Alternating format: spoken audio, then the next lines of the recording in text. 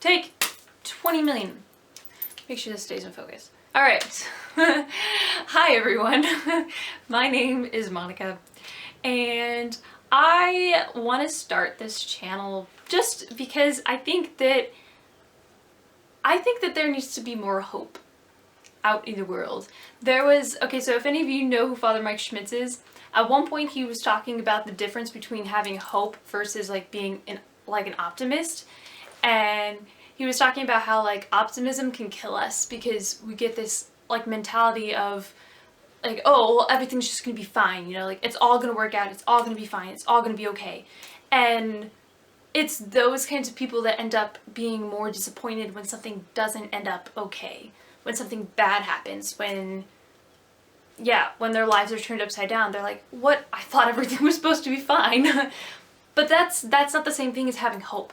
Having hope is saying, like, I don't know what's gonna happen, and it may not be like this perfect scenario that I want to see happen, but there can be good that will come from it. Or I know that I can still trust that God's gonna take care of me through that hardship, or through the goodness of whatever it may be. Having hope is just saying, I'm putting my trust in God and not in myself, and saying that, you know, everything's gonna be fine, because sometimes that's reality. Things aren't always fine. And something I've had to like learn is that it's okay to not be okay. And that's super, super important. I think especially right now in what's going on in the world, we have to allow ourselves to be okay not being okay. And yet still have hope in that. Because if we lose that hope, then we're just gonna kind of fall into despair, and it's not gonna be good. So there's like a fine line. So basically I want to help us find that fine line. Where is that? Where is the middle ground in not being too over the top optimistic and kind of unrealistic, without, in a sense, like bringing us down because we're just gonna expect bad. You know, sometimes you can be hopeful but then still being like, oh well, I hope things get better, but it probably won't. Yeah, like that's not really hope either. That's just kind of like, I don't even know what that is, but it's not good. And I think throughout all of this time we have so much time to think, to contemplate our lives, right? And if you're anything like me, you've been thinking a lot about purpose and what that means for you. Because I think a lot of times we can feel like we lack even worth when we aren't doing something with purpose. Because we think that purpose is having a job, or going to school, or whatever it is that we do in life, right? At this moment, or before COVID-19, basically. Before all of this, what was your normal? What was that? And how is that your purpose? What was that purpose that you were living for? And now that that purpose is not there, even if it's just for a small amount of time, what is your purpose now? Do all of a sudden you just have no worth just because you're not going to work, just because you can't be doing school? Or even if it is online, or if you're still working from home, like even in that, it can still feel like, oh, well, am I actually like living right now? Or am I just kind of surviving? You know? It kind of makes you think like, well, where is my worth? Where is my purpose? What am I doing?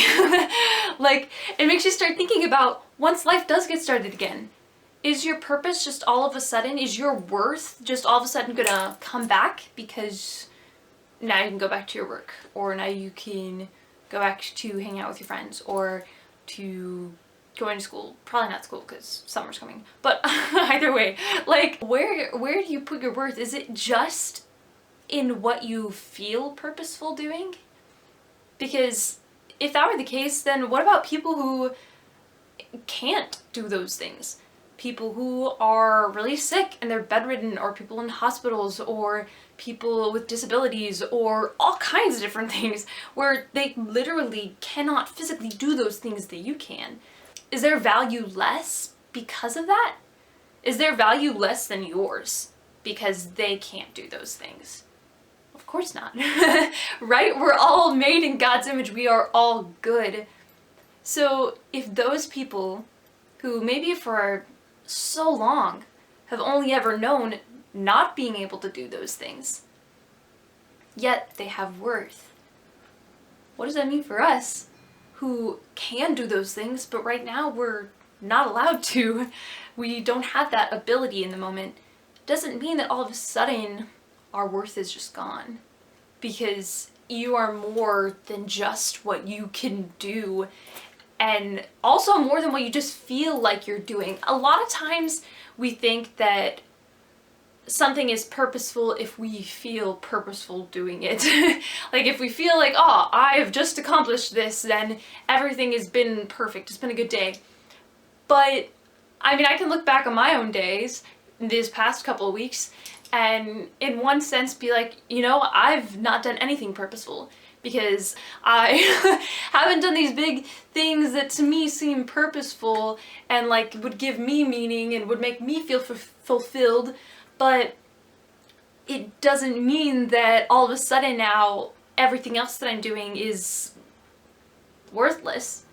Alright, so yesterday I exercised and I ate lunch. That's pretty good. Sometimes when you're home and like you're just, you know, moping around, like you don't really want to eat anything. I don't know about you. Sometimes I just don't eat lunch, but that's probably not a good thing. But either way, I ate lunch. That was a pretty good accomplishment for me. So like, there's things that in one sense don't seem like they have much worth to us, but it's not so much about what we feel accomplished doing, because even in that, yesterday, I didn't feel accomplished at all. I kind of felt like yesterday was a waste of a day. And I was like, man, what did I even do? And it wasn't because I didn't do anything, but it's because I just wasn't feeling it. Some days you just don't feel it. And even though I did exercise and I did eat lunch, I was just like, kind of like, man, what am I doing right now? You know? But I can look back today on yesterday and be like, no, even if I didn't feel like I was doing stuff, I was doing things. So like sometimes you have to like go back and look and see like, what is it that we bring purpose into? It's not just what is purposeful that we can do, but also how can we make everything purposeful? How can I make walking outside of my door purposeful? How can I make making a sandwich purposeful?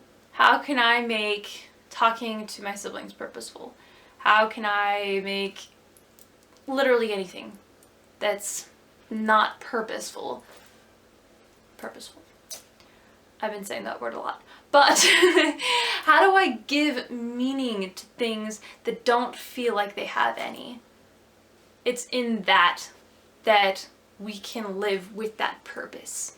To know, love, and serve God. How do you know God today? Spend your time in prayer. First thing, right? Easy enough.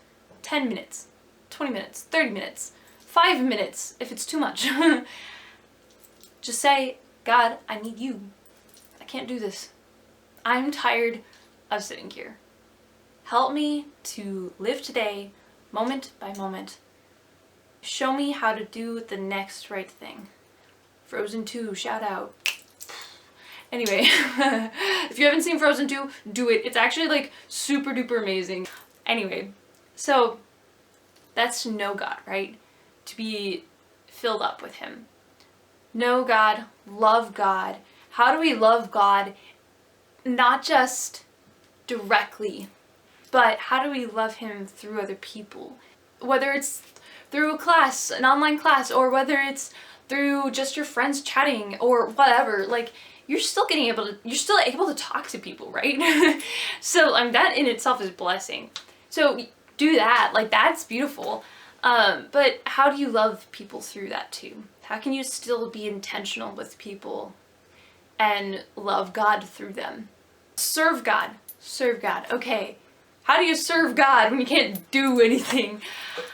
Well, half the time serving God is just by surrendering, like, ourselves, right? You hear it all the time, to lay ourselves down for God.